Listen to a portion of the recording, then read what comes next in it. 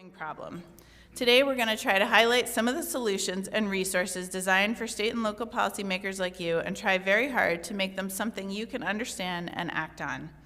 Don't forget, you are not in it alone and wondering what you can do. There's a lot of smart people across the country that are working very hard to make this something that can be dropped into the wheels of local and state government. So let me highlight a few things we've already covered in our climate policy working group, just so that you guys know the resources are there. We have a guide to leveraging federal funding, which has a list of resources like the Milken Institute's Community Infrastructure Center platform. We have the Electrification Coalition's Guide to Federal Funding and the DOE Loan Programs Office Guide. We have model policies for state and local officials that are highlighted in our report. And we also have webinars available on carbon dioxide removal, which is a topic we'll cover in more depth today. EVs, which have about $5 billion available from the bipartisan infrastructure law. Renewable generation, which accommodates beneficial electrification joining the grid by starting with grid modernization, our highway of electrons. And workforce transition, so the domestic content provisions of the Inflation Reduction Act, bringing jobs home and putting domestic content inside of our renewables. So I'm so grateful you guys are all here today. Please know each little victory will represent countless hours of work, but it's work that we must do. I have 3 little daughters that are counting on you. So with that, let me turn to our panelists who have already been introduced, and I'm going to let them get us started.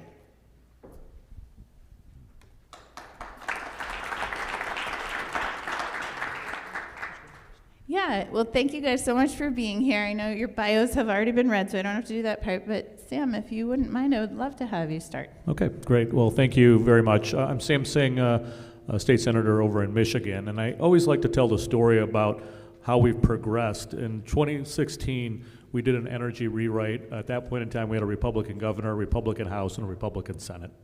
We had a very modest renewable energy standard at 5%, and the person who introduced the Republican bills actually tried to remove that standard completely.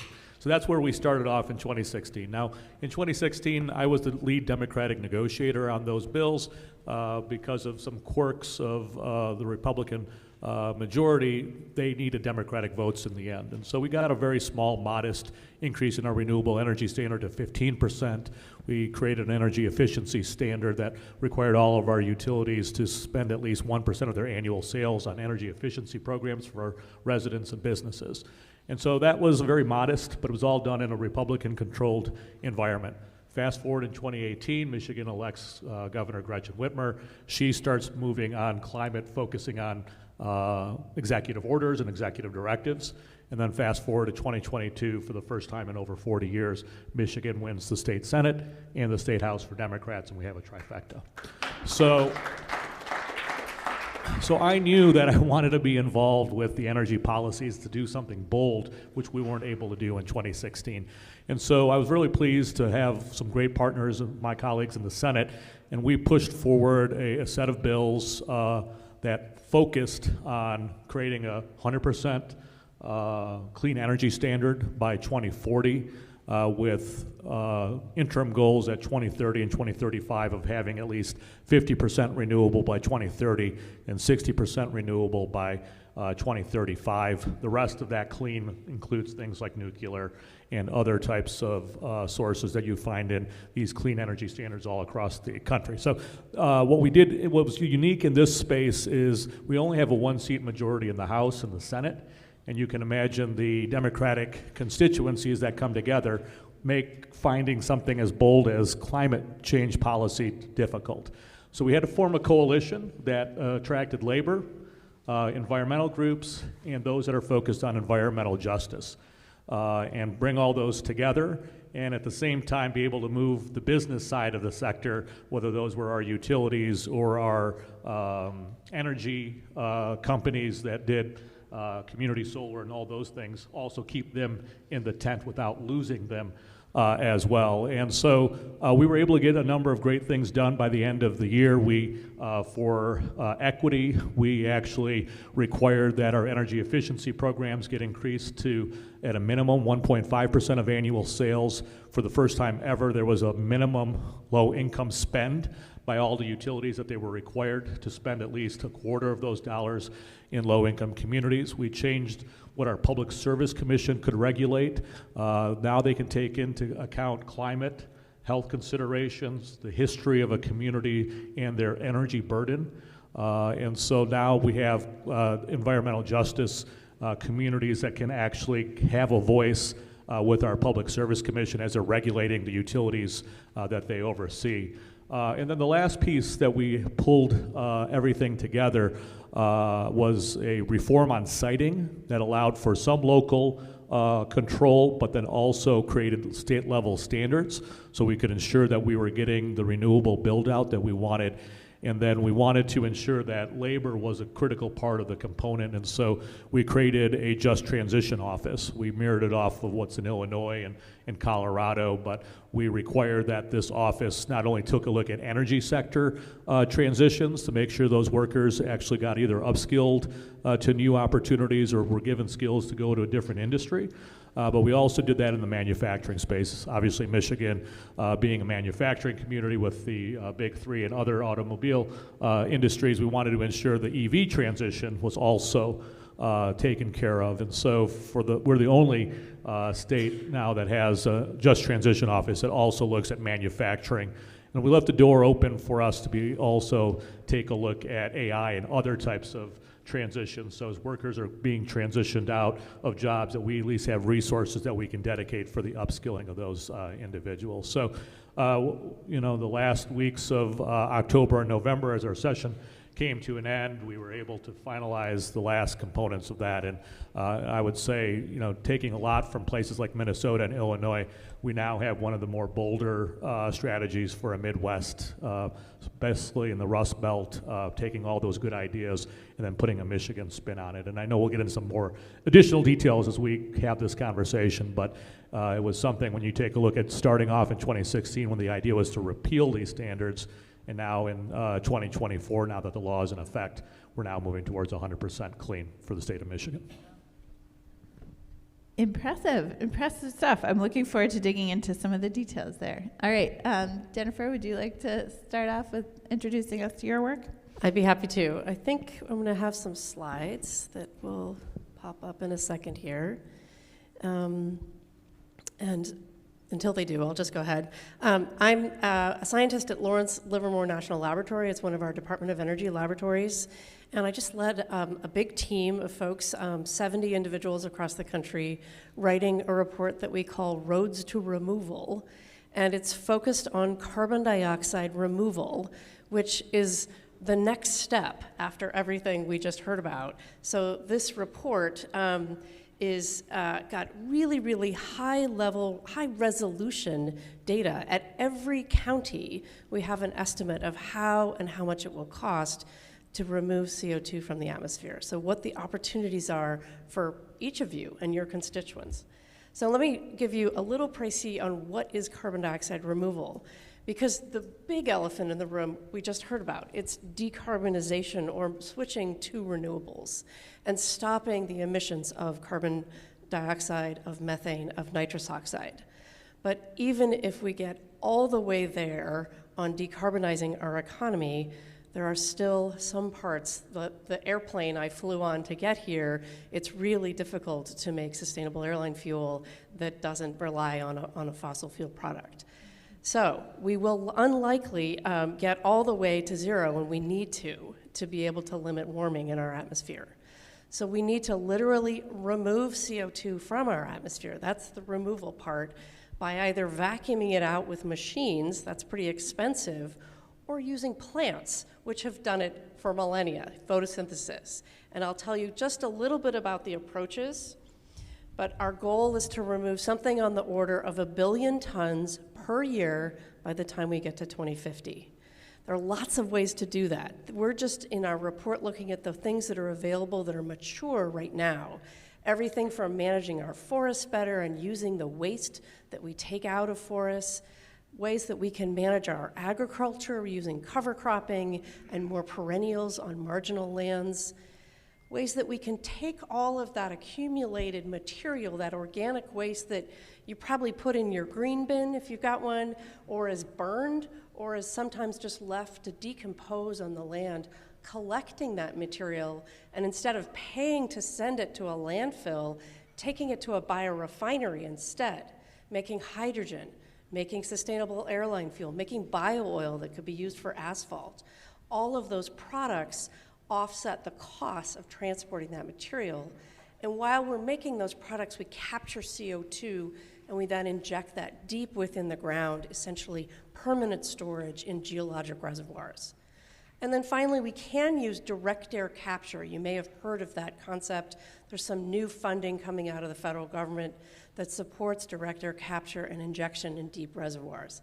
That's great. We have lots of opportunity to do that, but it is expensive. So what our report shows, this is just the big take-home message, is absolutely yes, we can achieve 1 billion tons of removals by 2050. We can do that in many, many different ways across the country, and our report shows, again, for each county, what the options are and what the costs are. The overall cost number is $129 billion. I know that sounds like a big number, but I challenge you to think about what other commodity you can pay $130 a ton. Maybe sand, not much. And I also understand that what we're talking about here is waste removable for an invisible kind of garbage. That can be difficult to communicate to the public. But I want to encourage you to, again, to look at this report and look at some of the details, the jobs that can be created, the new industries that are largely in regions that are losing fossil energy jobs are really substantial. And I'll end just with this figure. There are lots of beautiful figures in this report. And I wonder if you can remember roads2removal.org. You can go and see lots of short videos. You could download all 500 pages. You can look at the executive summary. But what these maps show are that in each region of the country, we have different opportunities. In New Hampshire, it's going to be about forest management and moving waste away from those centers of forestry and using it productively. In Michigan, where it's going to be about growing energy crops on some marginal lands. Here in the Southwest and the Intermountain West, it might be about doing direct air capture, using renewable energy to fuel that process. So I'm excited to answer specifics as we have dinner together and talk more about what is the opportunities in your specific region. But what I want you to take away is really that there's an enormous opportunity both to create jobs and to create new industries while we're literally removing CO2 from our atmosphere.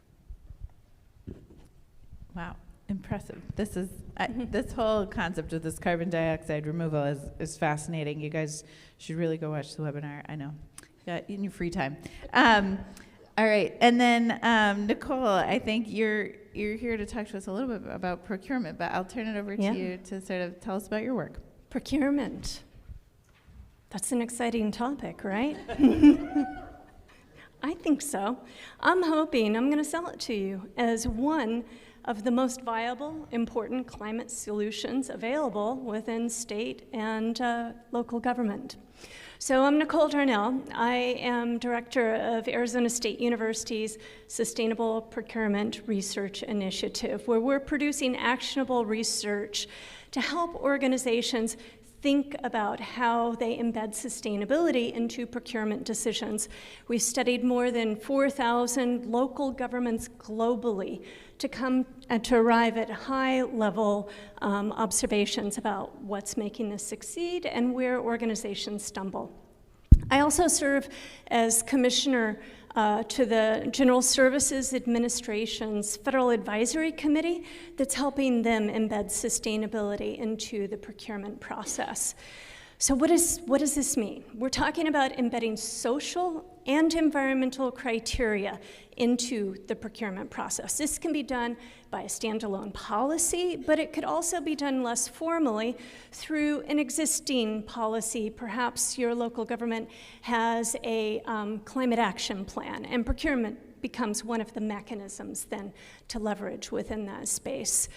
And you might ask, well, what's the big deal? Why is this important? Well, if we think about US GDP, between 1 in every 4 and 1 in every $5 in the US economy is tied to a government worker's decision to procure something. This is a huge amount of money in our economy.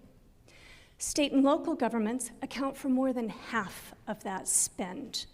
So there's enormous leverage that exists to change supply chains globally, and in places that have far weaker environmental regulations than what we have here. So the spillover benefits are enormous. Taking this now to the opportunity space of state and local government, climate emissions, so we tend to focus when we think about climate neutrality on Scope 1 and Scope 2 emissions. Procurement emissions are the bulk of Scope 3 emissions. These are the indirect emissions that are so thorny and difficult to wrap our hands around. So by virtue of pivoting our purchasing decisions, we can get a handle on Scope 3 emissions. They account for more than 80% of your organization's total climate emissions. I'm going to say that again. Procurement accounts for more than 80% of your organization's total climate emissions. So if you're serious about climate change, you must consider what's happening with your procurement spend. So that's on the environment side. But now let's talk a little bit about the social and justice component. So my statistic here is women and minority-owned businesses at the federal level, they receive 15% of federal contracts, 15%, but they account for more than 40% of the eligible businesses. So we're dealing with enormous structural barriers that is creating access to a broader swath of suppliers to our organizations.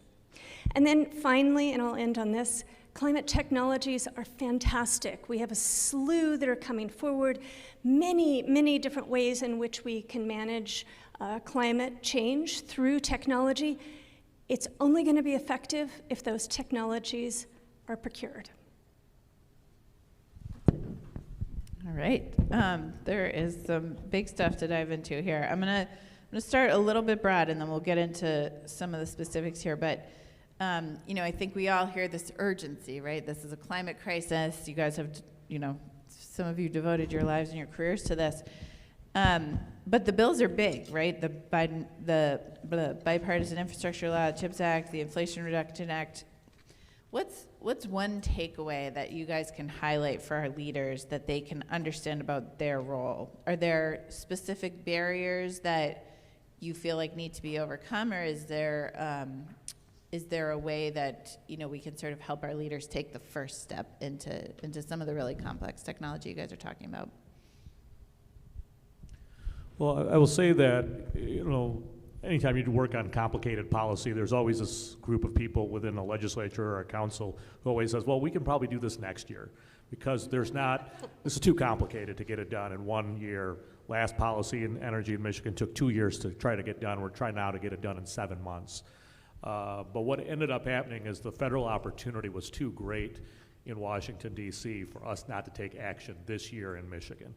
And because we didn't want to leave any of those dollars that could help us with the climate change process that we wanted to have in Michigan, we're going to subsidize, instead of our customers, whether it's a resident or a business, paying a utility to make this thing, we now have all these federal dollars that can come to our utilities, that come to our communities, that actually help us make that bridge. And so for us in Michigan, the reason to get everything done in a very shortened period of time was because of these dollars that were available.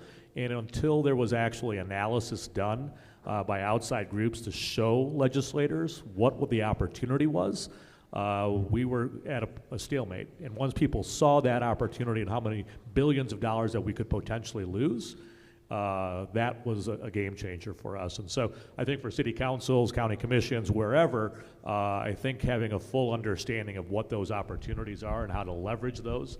I know communities are doing great work. I know we've had some conversations here amongst NewDEAL leaders in past events where how do you leverage those dollars? But there is an immense amount of resources to help us make these transitions. And if we don't do it now, I think we're not only going to hurt the climate crisis as a whole, but we're not going to get another opportunity like this in the future with tax dollars if we don't do this right this first time around. That's great. Yeah, Jennifer? Yeah, I'll echo that in saying that it is really critical to get it right this first time. And there are things amongst what I described that we can do now, and there are things that are going to take significant policy and capital investment that are really 10, 20 years out. But in the near term, the solutions that I talked about that can be practiced in terms of agriculture and in forestry are completely understood by the growers and by those foresters. They know how this works, and the costs are in the tens of dollars. They're not $200 a ton for CO2 removal. So we do need policy that incentivizes those approaches that folks know how to put into place. And we do need to reduce the barriers to public understanding of that value. And one of the biggest things that I think federally and yet at a state level could be incentivized is coming up with standards. We call it measurement, reporting, and verification, so that folks understand that CO2 removed via a forest in New Hampshire is equivalent to CO2 removed by a direct air capture plant in Wyoming. That CO2 coming out of the atmosphere benefits the climate system. The way it happened was very, very different. But we need to be able to level that playing field, and that some of the investment that the federal government has put in is trying to establish that kind of system. But locally, again, I want to refer you back to the report to look at individual counties and what their opportunities are, because there's an enormous amount of investment in new industry. I talk to startups all the time that are super excited about this space, but helping get those folks across that, what we call the science of scale up, moving from the single facility to many, many facilities, moving from a single injection well to many, many, establishing primacy over the ability to do CO2 injection into the ground, working with those energy companies that know that technology. Those are the things that I think very locally are really quite tangible. Very interesting. I'm gonna come back to that. I have a question for you, but Nicole, why don't you address that? I'll hop in quickly. Within the procurement space, one of the key recipes to success here is helping foster an innovation culture.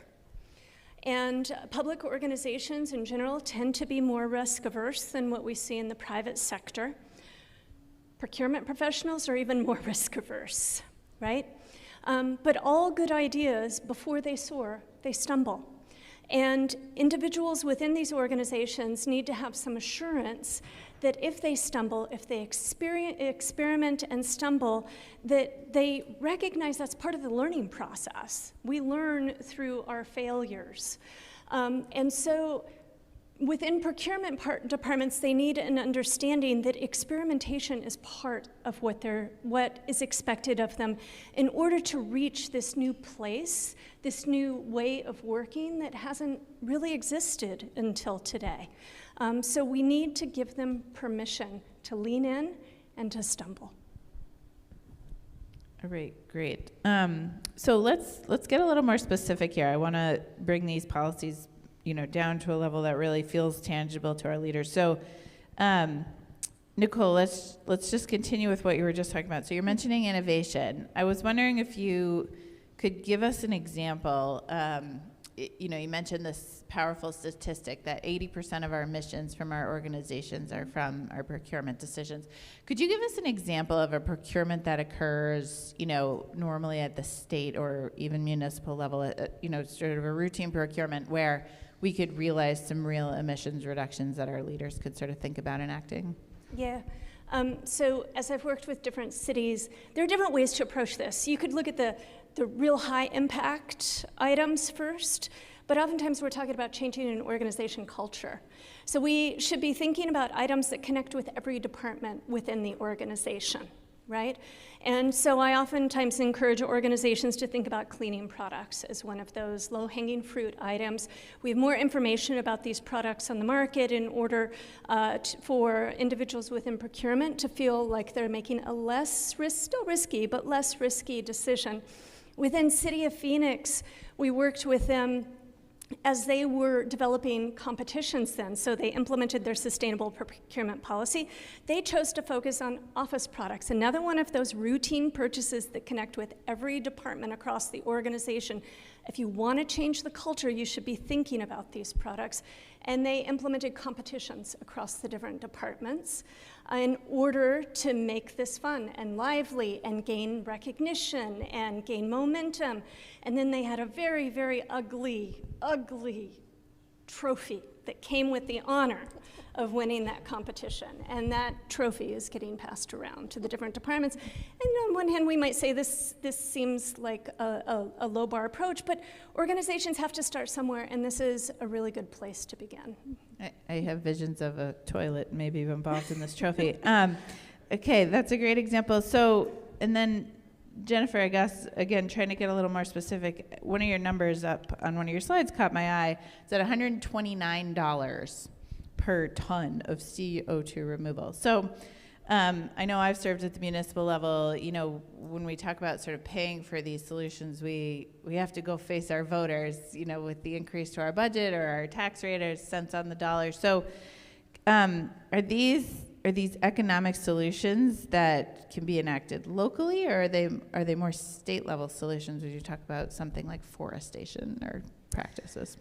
I believe it really happens both at the local level and the state level. And it is more likely to happen at that local level because that's where an individual company would be, or a landowner that's controlling either forest land or agricultural land. So let me be clear that $130 a ton number is an average across all the different techniques we looked at to get to 1 billion tons. There's actually a good 100, 200 million tons of removals possible at $10, $20, $30.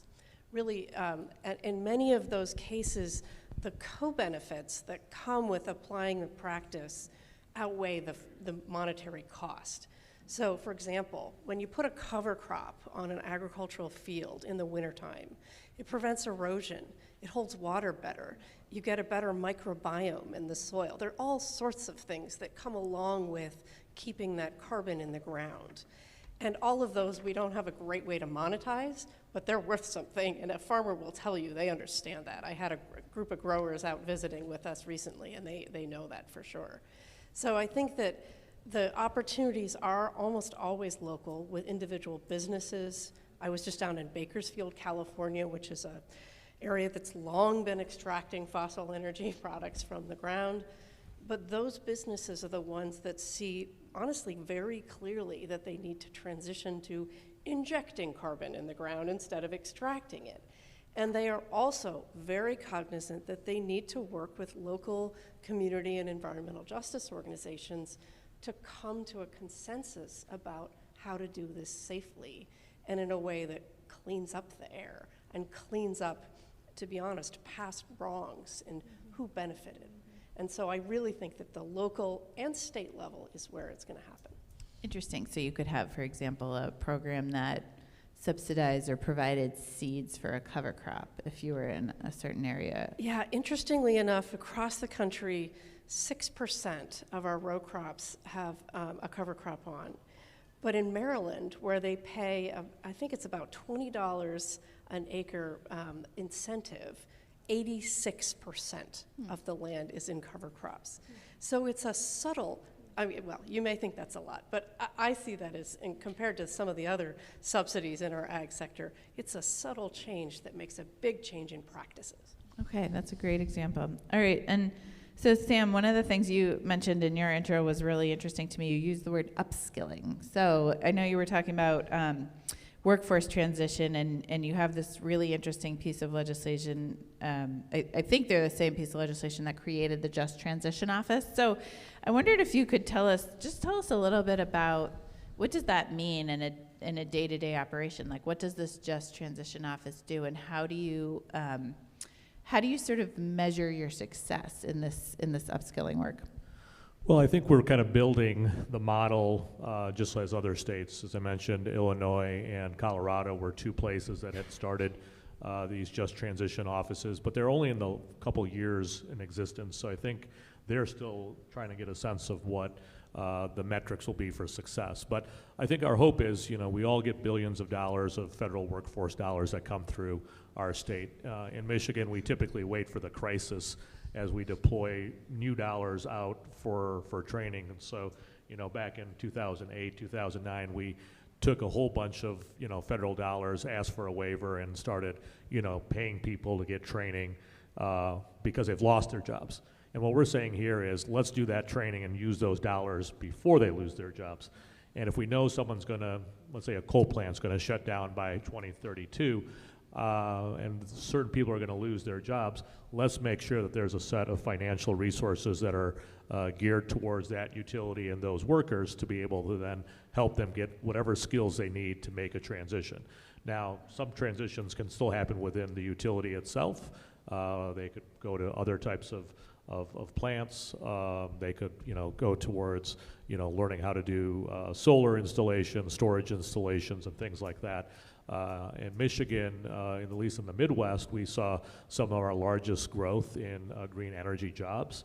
And so there could be transition away from maybe the large utility to one of those companies and so forth. So to us, we want to be able to reutilize our federal dollars and our state dollars that go to workforce training to do that on a proactive measure versus waiting for somebody to potentially lose their job and then give them the resources that they need. And so this will be a partnership that will be done with business and workers together, but we want to do it on the front end of the equation because we know that transitions are happening. We know that certain dates these companies have to be done with coal. They have to have so much renewable by these dates, and so we want to make sure that there's the workforce that's going to be ready and able to do all the things that the legislation required.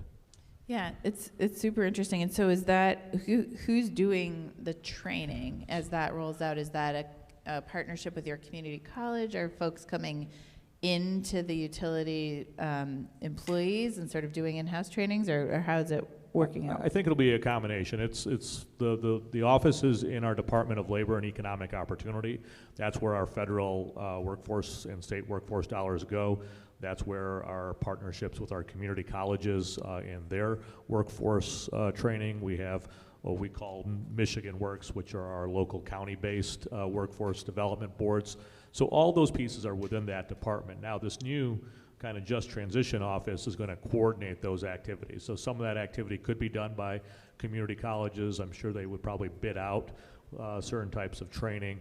In other instances, if the utility knew what skills that they needed for employees to make a transition within the company, they could either partner with private industry or the workforce system itself. And so I think there is not one model, but I think there will be multiple models, and having all those within the same department allows that agency now to be able to look at how to implement training in a different way, but in a proactive way as those transitions are going to be made.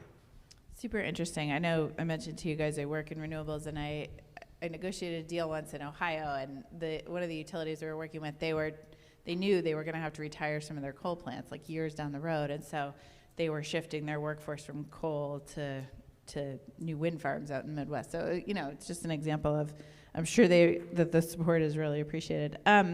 So just to go back to a little more general question, two of you actually mentioned that you implemented policies where climate was sort of used as a criteria making decision. I know Sammy mentioned at the PSC you kind of or PUC, I'm not sure if you said PSC or PUC, that, climate could sort of become a consideration for, their sort of adjudicatory decisions. And then I believe it was Nicole, you mentioned instituting climate as sort of a criteria for procurement, either as a standalone policy or on an informal basis. So I wondered if you guys could speak in a little more detail, like maybe give an example if you have one of a place where that climate being a criteria made a difference in a decision, if there is one that you can think of.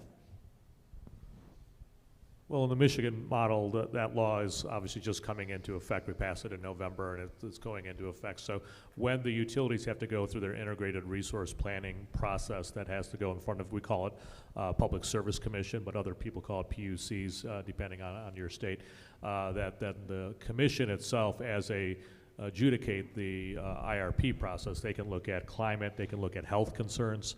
So if there's asthma impacts based off of the carbon output, they can take a look at health considerations.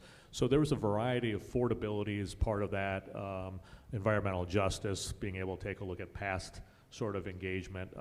Those were things that our commission told us that they didn't feel they had the legal authority to do. And so that's why we wanted to change the law to allow them to be able to incorporate those items into their process. We'll see, the IRP process. I think one of our next utilities will be going through that here at the end of 24 into 25. And I think I'll be able to answer that question once that actually has been implemented. But we wanted to give the tools because they had told us that they didn't have the legal authority to take in health considerations, for example, when they were approving whether it was a natural gas plant or other types of facilities. Yeah, that's great. And in some cases, just so that we break down what IRP is for those of you that are still listening, in some cases it's sort of, you can think of it as almost like a look forward. There's some capital improvement plan aspects to it. So how are we going to invest in sort of the infrastructure that generates and transmits our electricity? And you wouldn't contemplate having a state highway system that didn't have sort of a capital improvement program to it. And so I think moving into this utility space and sort of addressing, which costs are recoverable and how the utilities can kind of plan for this future is an important thing you can do as state lawmakers with a relatively simple piece of legislation in some cases. So that's great. I want to continue to focus on ways that we can sort of bring these pieces back to the state and local level. So I think, I want to talk about this carbon dioxide removal piece a little bit more because I know sometimes when we see sort of like a big structure with a bunch of fans in it to sort of work on carbon dioxide removal, I think some of us might think like, I can't even get bridges replaced. How am I going to get this big fan structure thing built? Can you just talk a little bit about, have you seen funding models on pilot projects, for example, that could sort of allow our leaders to contemplate how to build this into their budget? Because I know you also talked about scaling, like don't just build one big fan structure, build 20 of them. So how do we sort of get over the dollar sign piece, or what have you seen work? Yeah. Well, first I want to just reemphasize that we have costs already that we're not internalizing into the conversation. We pay, the CDC thinks something like 5% of our gross domestic product is what the cost of the air pollution and water pollution caused by our current fossil fuel and artificial fertilizer use. So that cost is happening now. Something like $93 billion is the cost just in the last couple of years of climate change disasters, right? Those are true actual costs. So we need to think about those offsetting what we actually pay out of pocket for something like carbon removal or decarbonization. But that said, an individual company has got to get that start. And let me first say that while I know the fans sucking CO2 out of they're sort of like the charismatic showpiece, and I know that DOE's just invested billions of dollars in literally a couple of those, that's not where I would start, because that's off in the future. I would start local with your foresters, where in the Pacific Northwest and even down here in Arizona, we've got huge fire risk because our forests have literally too many trees. We need to decarbonize those forests by pulling waste and extra forest biomass out. In doing so, we reduce the risk of fire, the loss of jobs and lives and homes, and the air pollution that results because of those fires. And then that biomass, that material, is material that we can use to make useful products. We could burn it and just make electrons, but why don't we value the carbon instead and make sustainable airline fuel, make hydrogen, make the biogas, bio-oil, biochar? I could get real geeky on you here, but there are a lot of different processes. So those commodities have a value in the marketplace, and producing those in a biorefinery, many of which we already have the understanding scientifically of, offsets the cost. So yes, a company's got to be willing to step up and say, I'm willing to take the risk to get the loans for the capital investment. But I've seen more and more of those companies stepping up.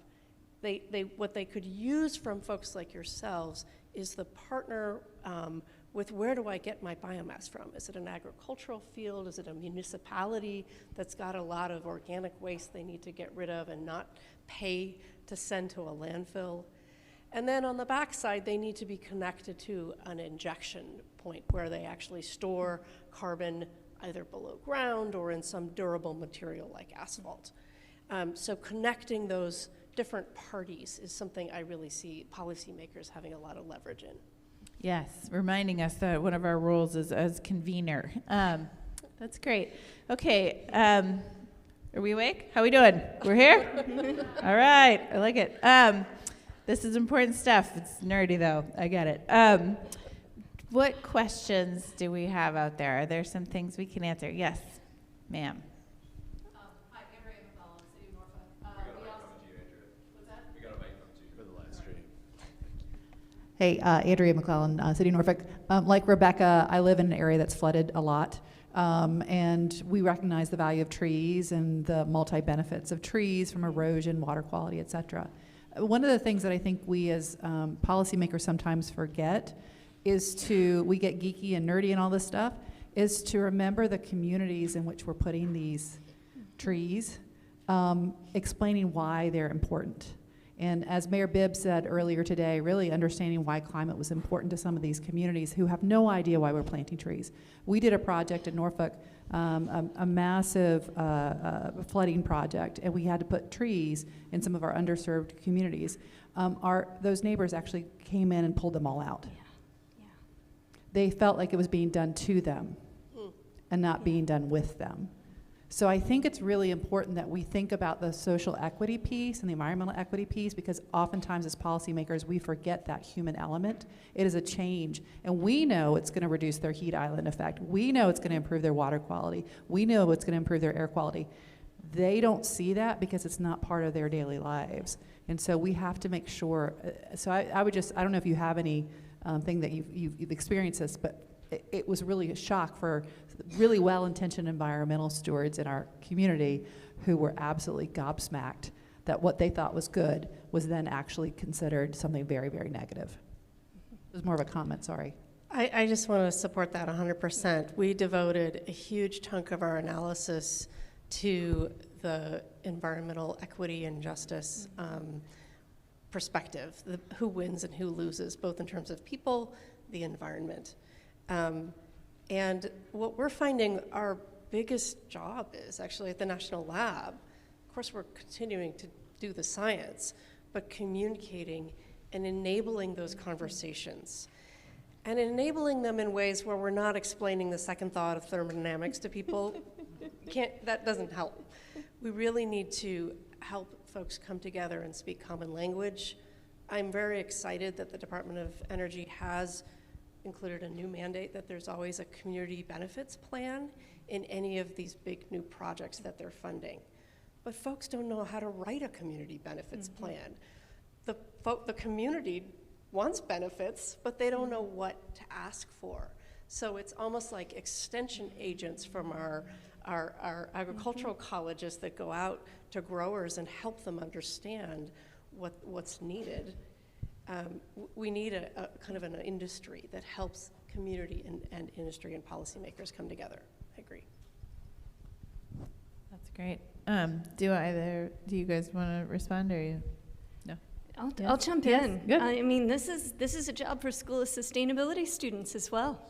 I have the fantastic opportunity to work with some pretty amazing individuals who want to become the next generation of solutioneers. And schools such as my own are looking for hands-on projects to broker these focus groups, to get communities engaged, to get their hands dirty and learn along the way. So you shouldn't feel like you're doing this on your own, that institutions such as my own are actively curating these projects and these opportunities for our students. Come to us. We'll sort something out. That is great to know. Okay, what other questions can we answer out there? Yay, yes. It's more of a suggestion. Sarah's slide is $129 billion that's needed. There is the federal farm bill is being discussed right now, and there's $20 billion in climate smart agriculture, which is coming back to your districts for farmers to do these kind of projects. It needs help. It needs all the Democrats in Congress to stand firm on that $20 billion and hopefully convince some of the Republican members that this is really important for the district too. So I know you're all state and local, but you have some ability to influence your federal delegation, and that is $20 billion towards this type of work that Sarah was talking about. Yeah, and I would just add to that, the federal dollars are there, but then even in Michigan, we put it in our own budget, in our ag budget, a smaller amount for Michigan, and I would say every state should be looking at putting in their own resources, then to obviously then help pull down the federal dollars that are there as well. But these best practices for farming can be really important for the long-term nature. You were talking about sustainable aviation fuel. In Michigan, we're, Detroit's a hub for Delta, and so we're trying to take a look at how we take a look at incentivizing sustainable aviation fuel, because up to 80% of carbon emissions could be reduced from airplanes if you do this right. And so as part of that conversation, we're taking a look at what are the best practices for the ag products that we're going to be using. We're going to use more corn and soybean in ours, but we want to make sure that it's at the highest level of farming, and so there's incentives within the bill for those farmers to have stronger provisions within their own practices to make sure that it's sustainable long term. Super interesting. Thank you so much for the comment. Yes, question over here. Yeah, Jennifer, you had mentioned that the cost of the carbonization is embedded into what we pay today, but the cost of decarbonization requires actual cash out the door to build those big fans that you're talking about. And you also noted that you know dozens of startups that are looking at this industry, the circular economy and how that works. But where is the money, the revenue that becomes available to let these startups earn a return on their investment? Where do we see that coming from? Yeah. Well, again, that's why I want to re-emphasize that the near-term opportunities are not in the director capture fans. I know we get a lot of photos of those, and they're fun to think about the science, but the near-term opportunities are plants taking CO2 out of the atmosphere, actual green plants. And it's in our agricultural fields. I've talked to folks in Nebraska all the way to Michigan to Virginia who love what is in the new Climate Smart Ag Bill and know that there have been perverse incentives for a long time, and not just affecting carbon dioxide, but nitrous oxide because of nitrogen fertilizers, which put nitrates in our water and other negative effects. But before we get to those fans, the director capture, we can spend something like $80 a ton to convert biomass. And that's why I keep wanting to talk about using biomass that we draw from agriculture, from forestry, purpose-grown crops, or even our municipalities that have a lot of organic waste that, again, we literally truck to a landfill. If we value that material and take it to a biorefinery instead, A biorefinery can produce any number of products that have a valuable, saleable product. And that is what helps make the economics of that facility work. Now, it still has an inherent cost at the end of the day, but we do have federal incentives. You might be aware of the 45Q credit. This is, it's upwards of $120 a ton right now to inject CO2 below ground. That won't exist forever. I hope it doesn't. I hope that it becomes a self-sustaining model. But right now, there is money to be made if you can find the initial investment to build a refinery. There are products to be made, and there's a return on investment for storing carbon. Yeah, it strikes me too that there's a message for some of our more rural places in all of this too, which is that, you know, some of these really complex problems come back to some really old-fashioned sustainable practices that, you know, that our citizens will kind of be happy to hear. Does that answer your question? Somewhat? Yeah, okay. I think, are we about at the end? All right, well, I would like to thank our panel. This has been a great discussion. I think you guys have been very concrete, and thank you to our audience.